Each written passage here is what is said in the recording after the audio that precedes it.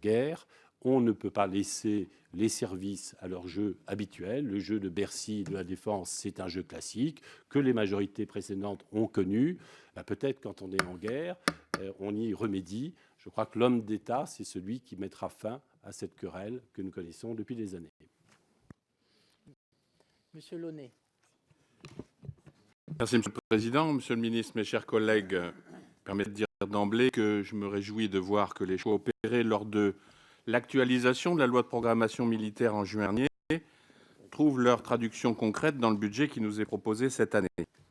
À cet égard, je rappelle que la dépense de défense a été haussée de 3,8 milliards d'euros par rapport à la LPM initiale et que la déflation des effectifs du ministère est atténuée de 18 750 postes par rapport à la trajectoire initiale.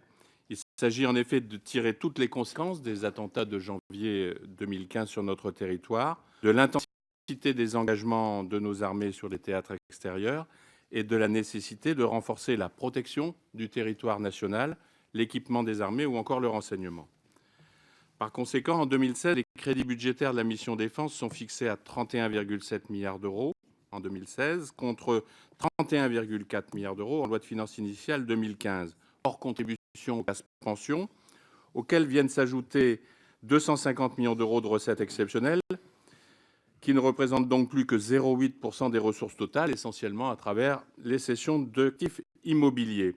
Donc l'inquiétude qui résidait sur ces recettes exceptionnelles, qui étaient principalement constituées par l'espérance de la vente de la bande 700 MHz, sont pleinement levées. Nous ne pouvons que nous en réjouir.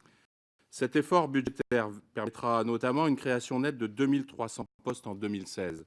Élément inédit dans l'histoire récente de la défense est nécessaire pour assurer le redimensionnement du format de la force opérationnelle terrestre de 66 000 à 77 000 hommes. En ma qualité de rapporteur spécial et malgré ces nouvelles plutôt bonnes, je souhaite cependant attirer l'attention sur l'enjeu de la fin de gestion de 2015 qui pourrait constituer une menace potentielle pour l'équilibre de la loi de programmation militaire réactualisée. En effet, le remplacement pour l'année 2015 de 2,2 milliards d'euros de recettes exceptionnelles par des crédits budgétaires doit intervenir en loi de finances rectificative en fin d'année. Il est également prévu que l'ensemble de ces crédits bénéficie au programme 146, équipement des forces, qui a été largement sollicité en cours d'année, notamment en raison de la levée anticipée de la réserve en août, afin de procéder au remboursement de la Russie suite à l'annulation du contrat des bâtiments de projection et de commandement.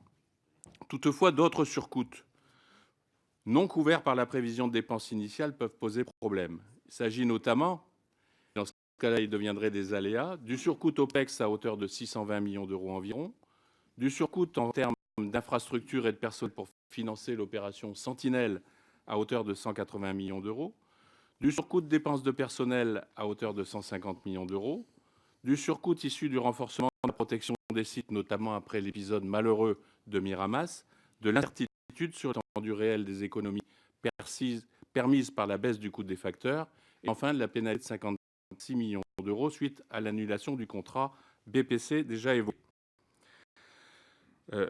Il pourrait exister une tentation d'utiliser le collectif de la loi de finances rectificative pour financer une partie de ces surcoûts, alors que l'arbitrage du président de la République a débouché sur l'actualisation de la loi de programmation militaire que nous avons votée et qui doit être respectée et dont la trajectoire doit être tenue.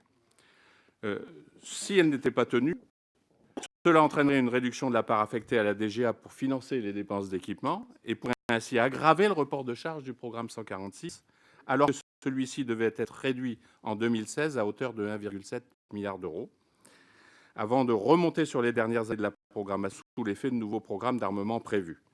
Tout dérapage pourrait ainsi constituer un risque sur les dépenses d'équipement. La LPM actualisée repose sur l'hypothèse d'un report de charges non dégradé. Par conséquent, Monsieur le Ministre, ma première question portera sur la fin de gestion 2015 et sur la répartition envisagée entre les différents programmes de ces 2,2 milliards d'euros de crédits budgétaires.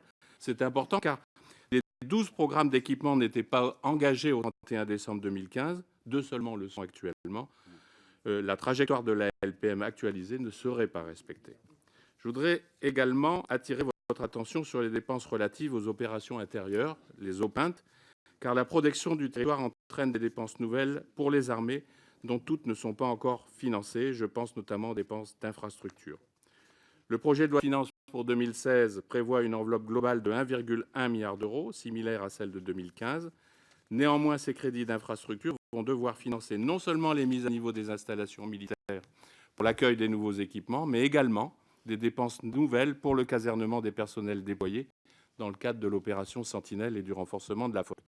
Ce qui m'a conduit à vous poser 2 questions. Est-il envisagé qu'il y ait une couverture interministérielle des surcoûts liés aux opérations intérieures?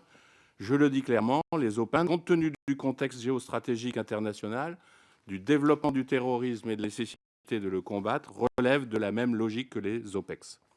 Deuxième question, les crédits d'infrastructure sont-ils suffisants pour faire face à l'ensemble des dépenses nouvelles liées aux équipements et au personnel déployé sur le territoire, sans compter la nécessaire remise à niveau de certaines casernes pour lesquelles vous avez déjà instauré un plan d'urgence l'an passé? En résumé, après avoir défendu l'idée de la loi de programmation militaire, toute la loi de programmation militaire, rien que la loi de programmation militaire, je crois qu'il est temps de dire de la voix la plus forte, toute la loi de programmation militaire actualisée et rien que la loi de programmation militaire actualisée. Elle doit permettre de donner à chaque arme ce qui est défini comme leur priorité. Elle est le résultat de l'arbitrage du président